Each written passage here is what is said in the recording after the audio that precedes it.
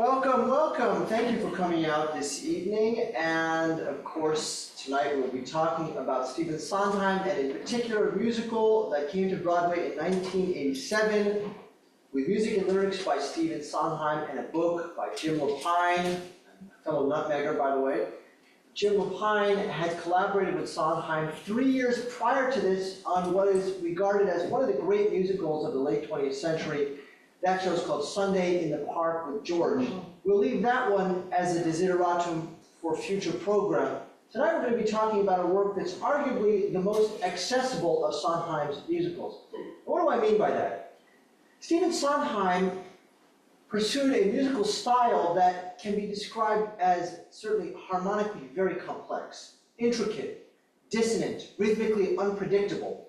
All of this means that while Sondheim is done, for example, on the community theater level or on the college theater level or in high school theater, it would be a difficult task for any amateur theater company to put a Sondheim show together in a 10-week span, which is about the general turnaround you can expect on putting a musical together. Into the Woods is perhaps one of the most, if not the most frequently performed Sondheim musicals, but there's a wrinkle there. And I'm going to address that wrinkle later in the program. Some of you may have questions about it. For Sondheim, the 1980s were full of ups and downs. Merrily We Roll Along, which premiered in '81, was, despite its current, it's now sort of champagne splash and very well received, its current revival. The 1981 incarnation was thought to be inadequately rehearsed, and people didn't really get it. And the critical reception was cool enough that it dimmed Sondheim's interest in musical theater. Now, at the time, I would say he wasn't a spring chicken, but he was certainly nowhere near retirement age, as we would toss that term around now. Sondheim was born in 1930, and he had his first success as a lyricist in 1957 with West Side Story. Some of you may know this story, but I'll share it anyway. Sondheim was brought in because Leonard Bernstein, who was trying to juggle music and lyrics for West Side Story while he was working on Candide, finishing that up at the same time, was, as we might say, burning the candle at both ends.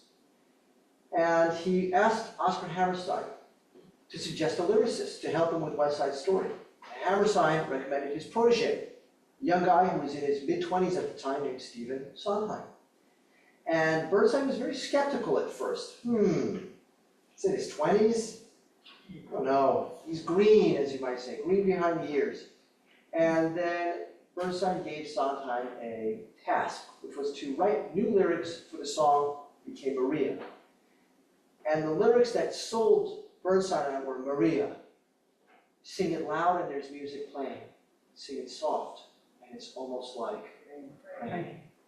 And the story goes that Bernstein read those lyrics, looked at Sondheim and said, "You're hired." For his part, Sondheim did not want to just write lyrics, he wanted to write music. And he said as much to Oscar Hammerstein, and Hammerstein had prophetic words to him. He said, "Steve, I promise you, if you work with Lenny, you won't regret it." And of course, that came true.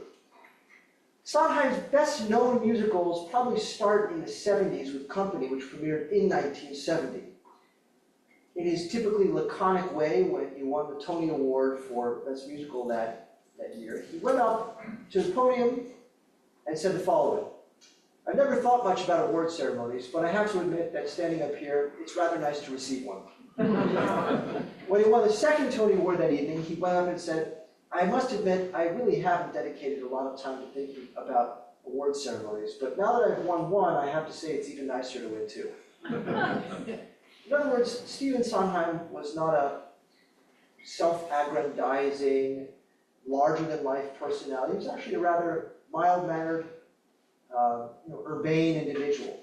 And there are plenty of videos of him that you can watch on YouTube of him coaching rehearsals and sitting in on rehearsals, and they're amazing to watch because here's this incredible, dare I say it, I don't like to use this word very often, but I think it's applicable in this situation.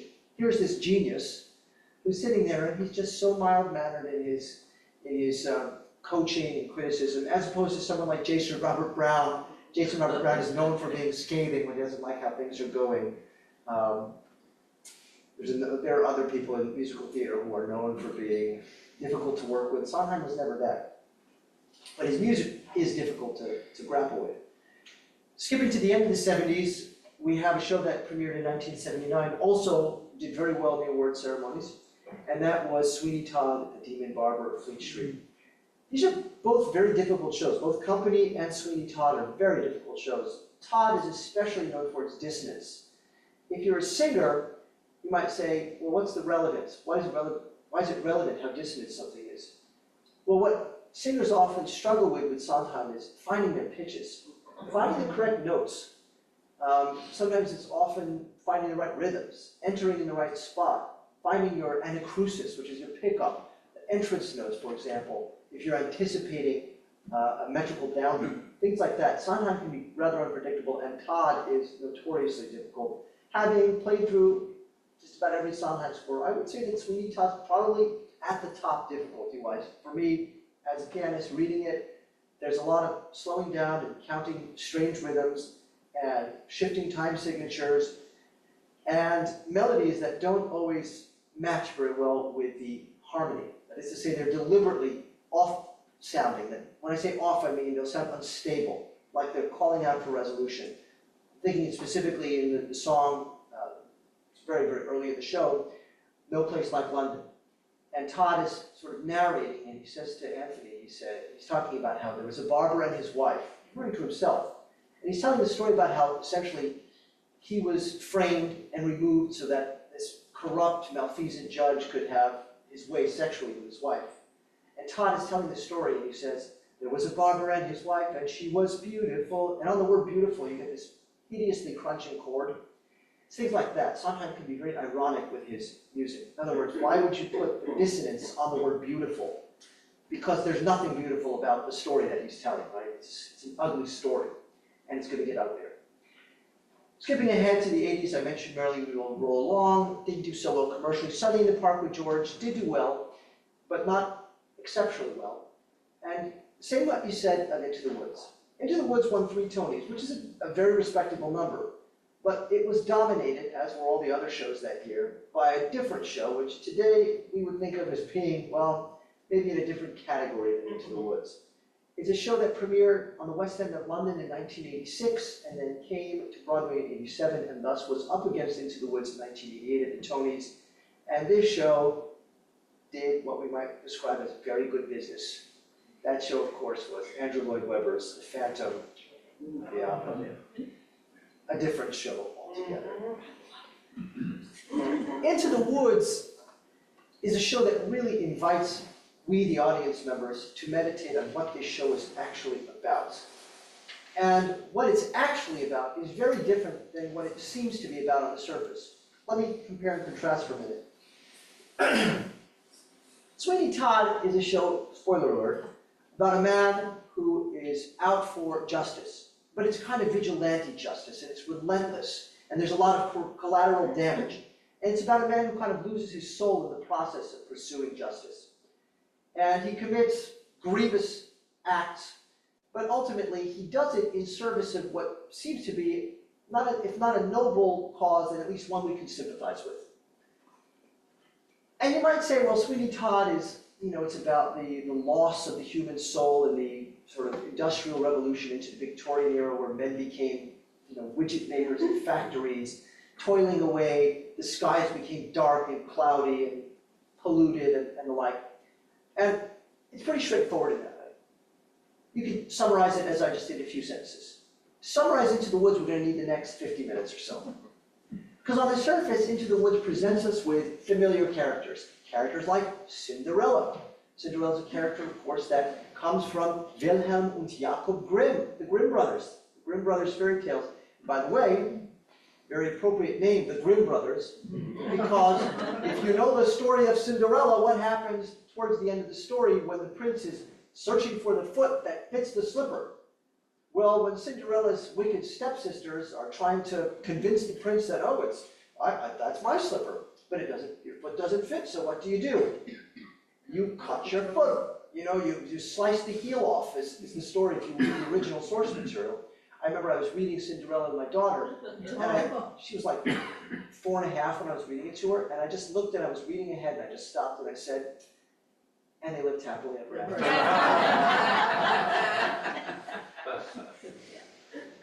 Cinderella is one of the main characters in the show, and one of the few surviving characters, spoiler alert. And I think that's appropriate, because what it tells us is that Sondheim is not shying away from the sort of the innate darkness that's part and parcel of some of these fairy tales.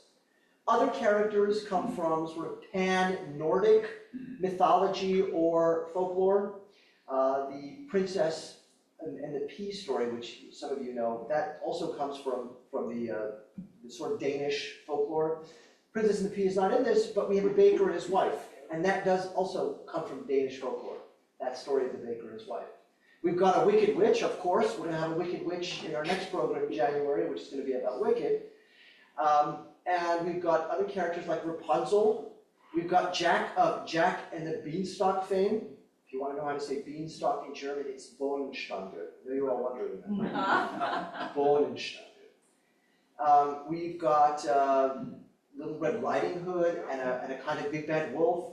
So we've got lots of familiar characters. In fact, the opening number is an absolute tour de force. We're going to watch some of it, quite a bit of it, not all of it.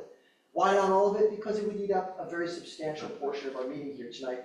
The opening of Into the Woods is divided into 8 connected parts, and it lasts about 15 minutes in a typical performance. It is therefore the longest opening in any musical that I can think of. Longest single cohesive opening number.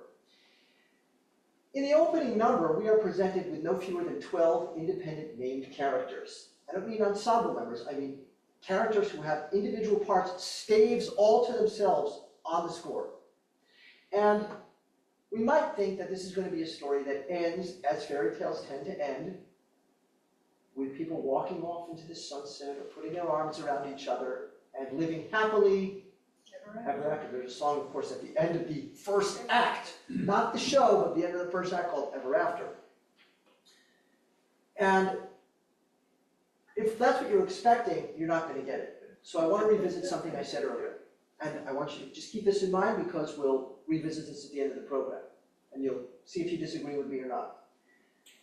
I mentioned that Into the Woods is very frequently done, as far as Sondheim musicals go at least. It's the most frequently done Sondheim musical. And it's sometimes done on the community level and on the high school / college level. Sometimes, not necessarily often, but sometimes, some production companies and programs will elect to do just the first act. I've seen that done twice. And you can understand why they end with the first act, because after all, the first act ends with Ever After, and happily ever after. But if you do that, if you only present the first act of the show and try to pass it off as some coherent gestalt, a whole, it doesn't work. And in fact, not only does it not work, it undermines the entire point of this show. So what is this show about? In a nutshell, I would suggest that Into the Woods is about the whole premise and the concept of wish fulfillment. You wish for something, and you just hope that it magically happens. But that's not how the real world works. And even though this is a world filled with magic beans and a witch who can sort of manifest and disapparate when she wants to, and there are other magical elements, there are giants and other sort of figures of that you wouldn't see walking on the streets of Reading. Even though there's supernatural elements to this story, this is really a story that is supposed to ground us in the listener, and it's supposed to ground the cast members, their characters, in reality. And in reality, when you want something, you have to work for it. And when you commit an act, you have to take responsibility for it. And when you commit an act that has deleterious effects for your community members, what do people do? They often shift and point their fingers, and they try to pass off the blame to someone else. In other words, they deny responsibility. That's what this show is about. It's about wish fulfillment. It's about the execution of particular acts that have detrimental effects.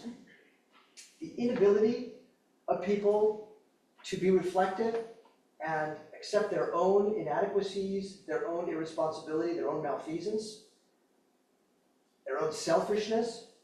And so what do? They just keep trying shortcuts and wishing And at the end of the musical, almost everyone's dead. And they haven't, died in their sleep. They've been trampled by giants, or impaled on spears, or hit in the head with clubs. And it's really dark. Dare I say it's very grim. And yet binding all of this together is one of the most enchanting scores in the Broadway canon. And it's a long musical with a big score, over 450 pages. That the average musical, I would say, is between 150 and 200 pages, if you look at the conductor's score. So this is a very long score, and it's a long musical.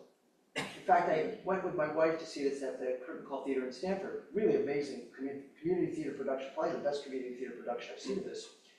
And at the end I said to Amy, I said, "What'd you think?" And my wife's an Orthodox. She sees musicals with me. I don't know how much she enjoys them.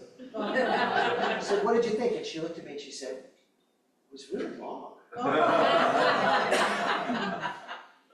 All right, we're going to get to the opening number in a moment. I want to talk a little bit about music.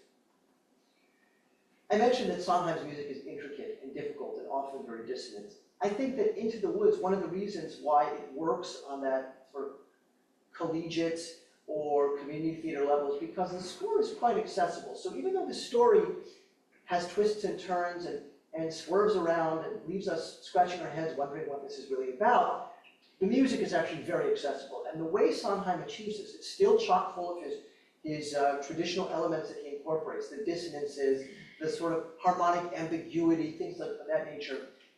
But what works here and what binds this whole story together in the music is what we call a central leitmotif, a central theme that will become the building block for so much of what we're going to hear throughout the show, and I'll show you examples of that as we make our way through the score. Now, over to the piano. Sondheim said that he wanted the musical to start with something that would bring the audience right in. So what do you think the first words are going to be? How do these fairy tales start? Once upon a time, and then what happens? The pit interrupts immediately. Once upon a time, and then Sondheim writes in the score, risoluto, meaning it should be played very, very determinedly, but not too fast. Don't rush it. Once upon a time. And then the first thing we hear is a character singing the words, "I wish." Now, can you hear this interval here? It's what we call a major second. You could make the argument that it's one of the simplest of intervals. Two notes in close proximity, not dissonant, when sung harmonically like that. Anybody can do it. In other words, the idea of wishing here is captured in the simplest of intervals, the simplest of melodies, as it were. Why? I think the reason is because Sondheim wanted to demonstrate musically that it's really easy to wish for something. It's really hard to actually do the work to fulfill that wish, right? I want to be a millionaire. Well, I can wish for it. That's a lot easier than, going out and inventing something or going to work or, trying to build a fortune and innovate, whatever it is. So he wants the idea of wishing to be conveyed very simply. And they all trade. Cinderella starts. And then you're going to hear this. This is going to be Cinderella's primary leitmotif. She says, "More than anything." Later she's going to say, "I wish to go to the festival." So that leitmotif is associated with her. Every time she comes on stage, you'll hear it typically in the brass. The trumpets will play. There are 3 trumpets in the pit, big pit for this, 27 players. And you'll hear the trumpets like that. Then Jack comes in next. What do you think he sings? After we just change harmonic, we just pivot a little bit to this. And it works both ways, right? Here's the first one. I wish. And also here. I wish. So even though the chord changes, the wish, that simple melodic interval, stays the same, fits perfectly, just like a glove, slides right in there. Jack says, "More than life." Cinderella, "I wish." The baker says, "I wish." They're all wishing. What are they wishing for? Well, different things for each one. And what we're going to come to realize with these characters is that they're all pretty flawed. They're all pretty, I wouldn't say, they're on a spectrum, right? Some of them are really awful. I think the baker is really bad. When he starts bumbling into the woods early in Act 1 to try to retrieve these items, which we'll discuss. And he's incompetent. He can't do it. He doesn't even remember what he's looking for. And when his wife shows up to help him, he says, "What are you doing here? The spell is on my house." So obviously the witch is going to get some pretty dissonant music. And make no mistake about it, she has the most dissonant music in the opener. When she sings, her primary leitmotif is this pulsating dissonant chord. I'll give you the notes: E double flat, G flat, B flat, D flat. So, right, we just heard it. While that's going, you hear the violins way up here, starting way up there, top of the 6th octave, like this.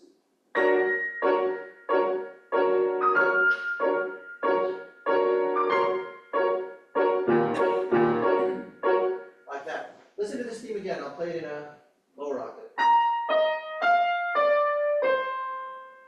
Those 5 notes will become the most important 5 notes of the entire show. And it's going to inform so much of what's going to transpire. When I say inform, what I mean is, the way that leitmotifs often work is that they exist in the score, not just to sound pretty, that's good too, but it's to remind us as listeners what's going on, so that we are better able to follow the drama. And what we get in the beginning is essentially a very, very concise summary of what's going on with each character. Cinderella, we know her story. She wants to go to the ball, the King's Festival. That's the festival motif which will be associated with Cinderella. But of course she has to contend with her wicked stepsisters and stepmother. The baker and his wife, they've got a much more significant challenge ahead of them. They're struggling to have a child. That's all they want, right? Wish. Wish. More than anything. More than life. I wish for a child. I wish we had a child. They can't. We learn from the witch why they can't. As for Jack, his predicament is a little bit more, shall we say, a little bit more mundane. Right? That is to say, they need money. And so they've got to sell this cow, which is no longer producing milk. Now, the gig with Jack is that he's pretty dumb. The first thing his mother says, "I wish my son were not a fool." She's got some great lines, doesn't she? There's a lump on her rump big enough to be a hump, but we've no time to sit and dither while her withers wither with her. When I talk about the challenges in Sondheim, a lot of it is in the lyricism. Yeah? It was just brilliant, but that witch's rap that we just listened to there is I would say, a very iconic excerpt in the repertoire that aspiring musical theater actresses especially will try to practice it to get it down. It requires very good breath control, diction, articulation of the text to get it out in time without having to breathe in the middle of phrases and things like that, or sound like you're out of breath. Again, let's go back to Baker and his wife. The story is that Baker, his parents, were living next door to the witch. Mom was pregnant with Rapunzel and developed an appetite for the greens that are growing next door in the witch's garden.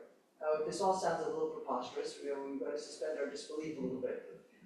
Oh, who's your neighbor? I live next to a witch. Where does she go grocery shopping? She's a witch. She grows her own stuff. The witch is so incensed by the pillaging of her garden that she places a curse on the house of the baker.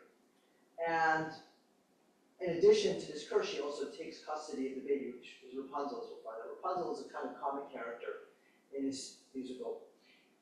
We may not have time to spend a lot of our efforts this evening investigating her music, but the first thing she's going to sing, guess what it is? This time it's just the melody, but placed in 6/8 time. 1, 2, 3, 1, 2, 3, 4. First thing you hear her sing when she appears in her tower is what we will call the bean theme. When the baker pays for Milky White, we'll see that he swindles Jack. How does he pay? He just gives him 5 beans, and for each one, the orchestra on the glockenspiel plays.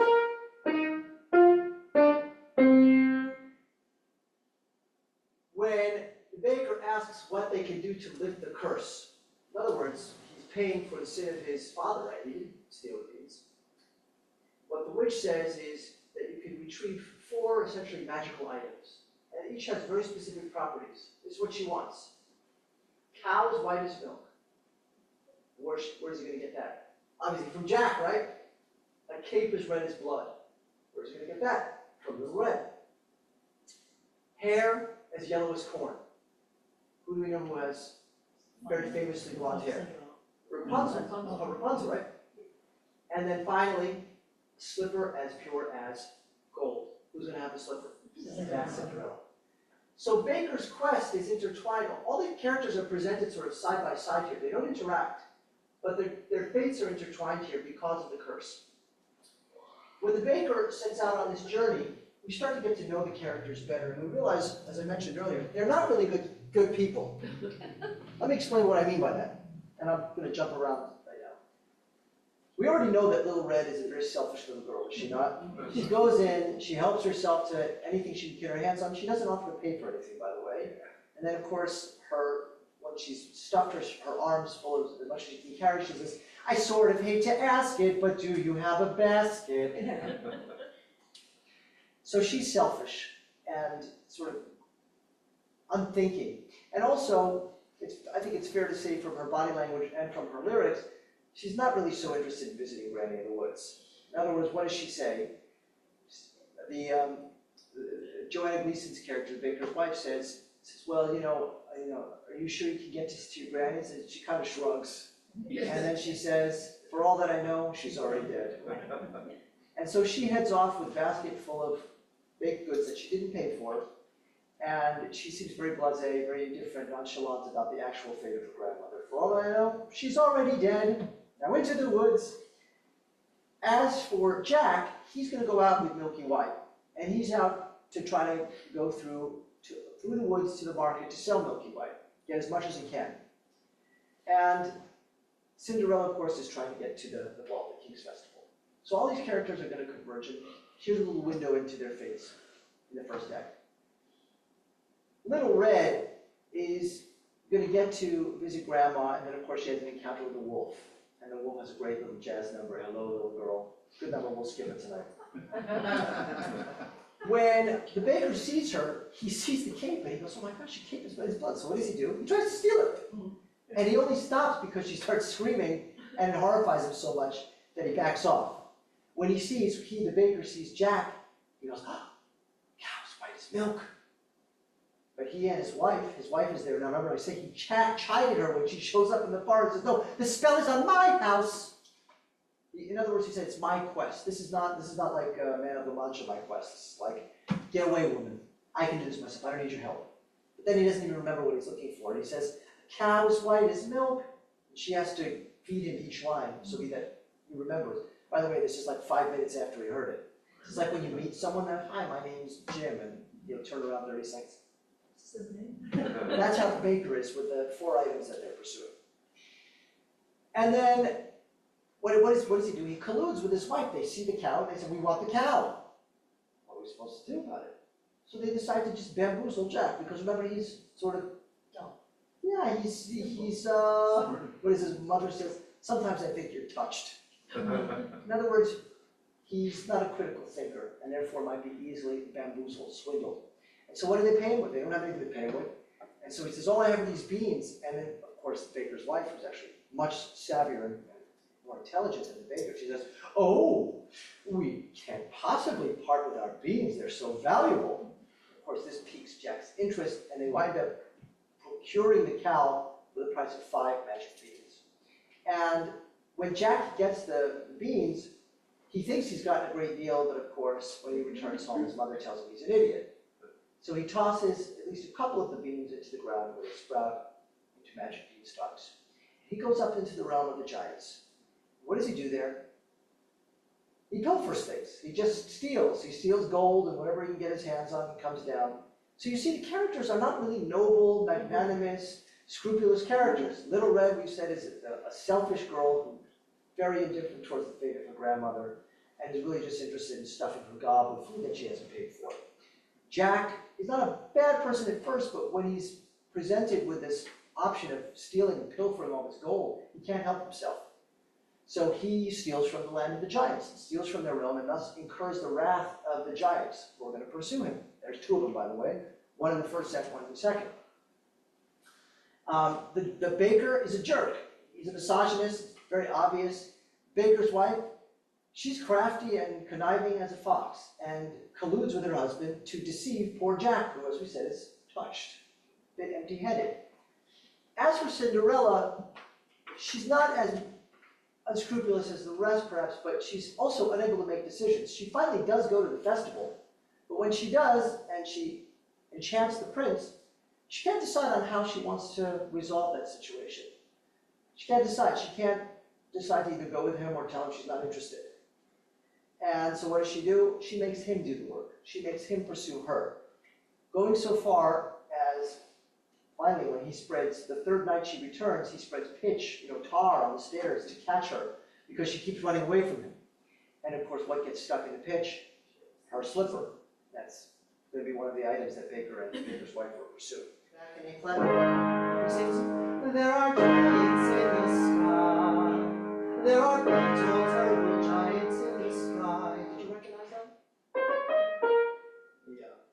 I got this for you. Here we go. There are giants in the sky. There are big, tall, terrible giants in the sky. Some of you might have recognized that as. Remember when the witch was singing?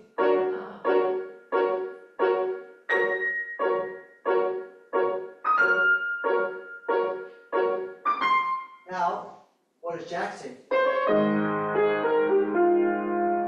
And his music's pretty upbeat, right?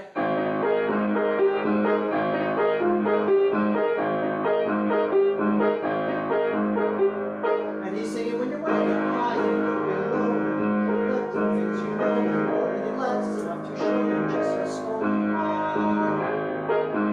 You're way up high, and you're on your own, and you look like nothing you've ever known. It's freedom and you're free to do whatever pleases you.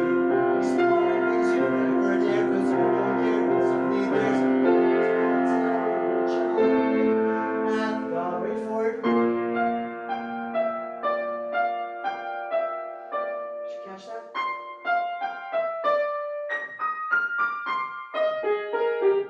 It's the same pattern. It's the bean motif.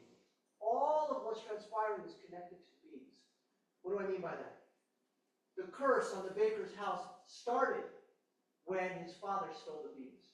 Now they're on a quest, Baker and his wife, to lift that curse. And so they encounter all these characters, including Jack. Now the beans, which the baker had in his coat pocket because the coat belonged to his father. Now the beans are in Jack's possession. Jack uses the beans, and all of a sudden there's a beanstalk. He goes up to the realm of the giants. He's going to rob them. When he robs them, the giants are going to pursue him. When the giant pursues him, what does Jack do? To preserve his own life, he cuts the beanstalk and kills the giant.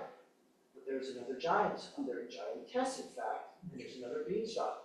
And so remember I mentioned how almost everyone dies here? So we ask ourselves, whose fault is it that all these characters are going to meet an often grisly end? We might say it's giantess's fault, right? She's the one who's doing the killing. But the reason she does the killing is because they killed her husband. Who killed her husband? Jack killed her husband. Why did Jack kill her husband?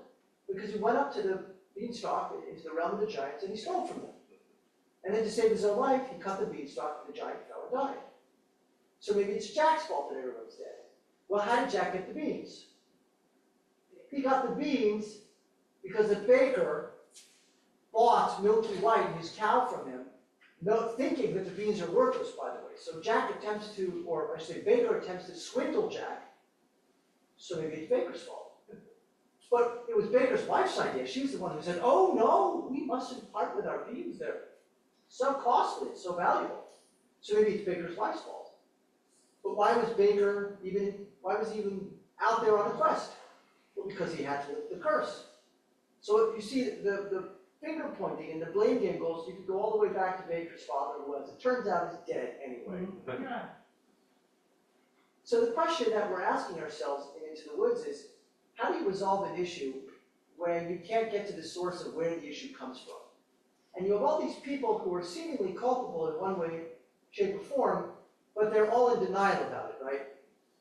Not my fault. In fact, in Act 2, there's a great number where they literally point fingers at each other and say, "No, it's your fault. You want to talk about a tongue twister? We've no time to sit and dither while her withers wither with her." when Jack sings it, even earlier in Act 1, I'll play a very brief clip from earlier in Act 1, when he says goodbye to Milky White, right after he sells Milky White. So in Act 2, first let me just state that at the end of Act 1, Baker and his wife are able, by hook or by crook, to retrieve the 4 items that they are required to procure in order to lift the curse. So the curse is lifted, and it seems that everyone is happy. Jack is flush with gold. He's relieved his family's poverty that his mother alludes to in her first lyric. And Cinderella has gone to the ball, and her slipper got stuck in the pitch, and the prince came and found her, and now she's going to marry the prince. There's 2 princes in the first act and 2 other princes in the second act. And of course, Cinderella's prince is named Prince Charming. And he marries Cinderella, and when Act 1 ends, they all sing the song called Ever After. So basically, it's wrapping up the narrator's introduction. The first thing he sings is, not sings but speaks, is once upon a time. How do you resolve the story? Happily ever after. But it's only the end of the first act. When Act 2 starts, all of a sudden Baker and his wife have a child, they have a baby. But if anyone has ever been around a baby, you don't even have to raise one, just be around a baby. It can be quite taxing. It can be very demanding. My wife's pregnant with number 4 right now. And I wear headphones a lot when I'm home. My headphones, I keep an earbud in. Usually I'm glassing vodka when I'm But jokes aside, babies are tough. And so Baker and his wife are frustrated, and they as couples sometimes do, especially after they're tested with a newborn, they're bickering a lot. Cinderella's married to the prince, but early on in Act 2 we realize that the prince is a giant philanderer. And he's off having his assignations, and Cinderella's going to go off and do her thing. And Baker's wife is going to have a dalliance with Cinderella's prince. It's going to lead to her getting trampled by the giantess.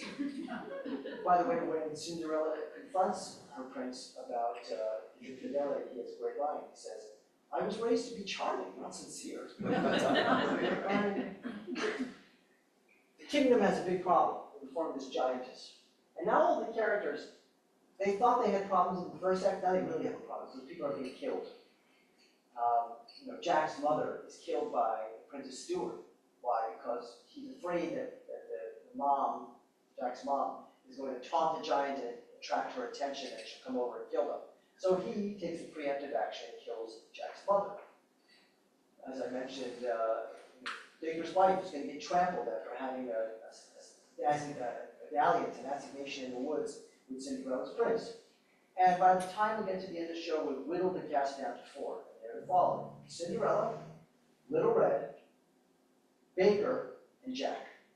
And it's up to them to stop the giant that's marauded and basically destroyed their whole kingdom and their lives. And there's a great song, I'll actually stay at the piano before I go over. The song is called "No One's Alone." It's a great song, generally regarded as one of Sondheim's finest. And there's a theme that's going to play. The melody is really interesting, actually. You're going to hear this theme the main theme sounds like this.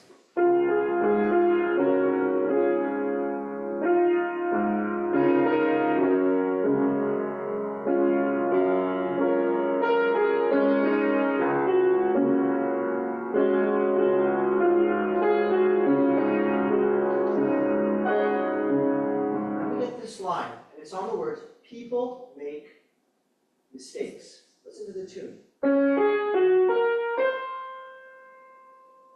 you ready to go inside with me? Ready to go inside baseball right now? I'm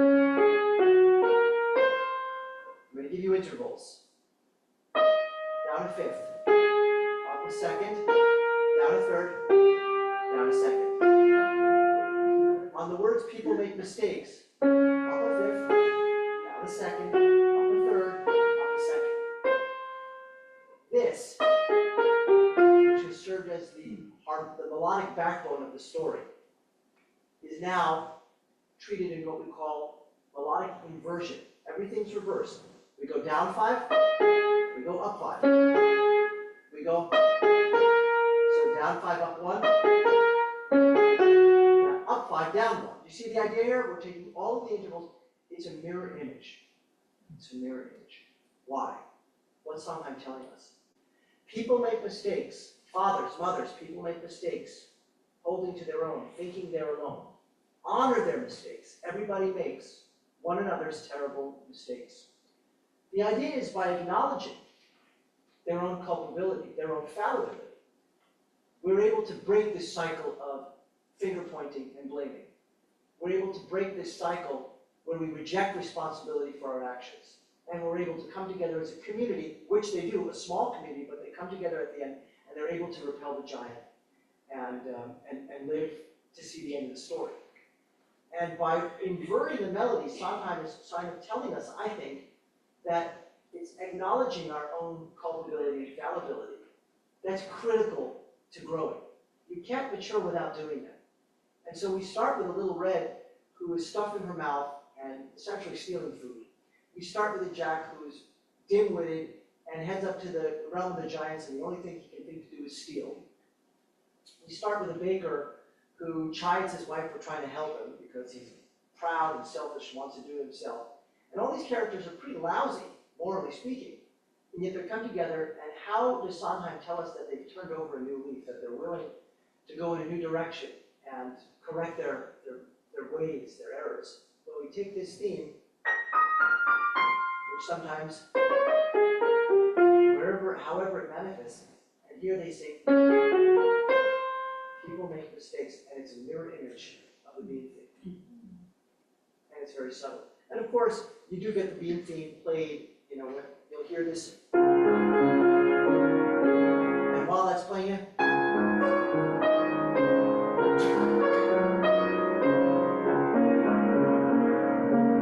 you hear it there? It's very, I think, obvious at this point. We're able to hear the mistakes theme, and now having heard it at the piano, we can really tell that it's the bean theme, but upside down. It's the mirror image. It is the panacea, the antidote to what we've been hearing all throughout the show, this theme that represents immaturity and irresponsibility, now corrects itself, balancing all of that irresponsibility with a simple acknowledgement. People screw up. You have to come together and acknowledge it and work together towards a common goal. And you're not going to get what you want, and you're not going to achieve your goals simply by making a wish and snapping your fingers and hoping that your wishes come true.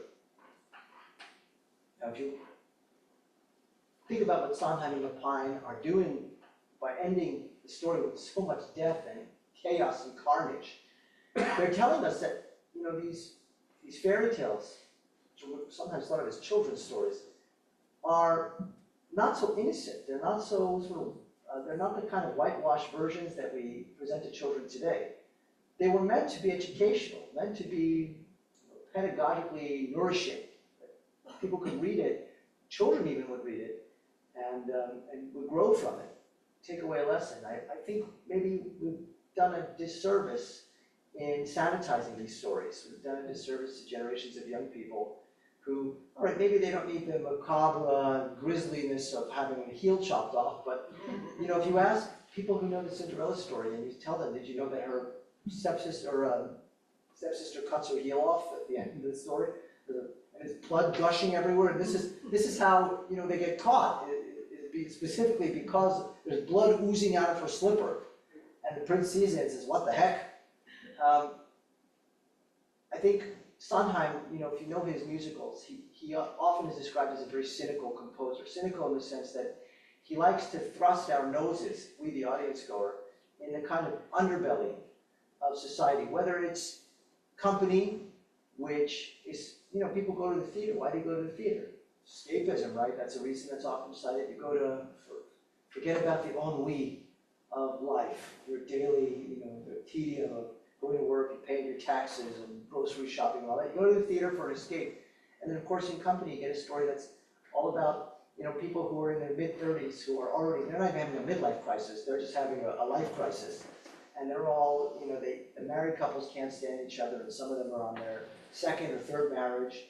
And they sneak off onto the balcony to smoke marijuana, and this is sort of, for 1970s, it was very unusual.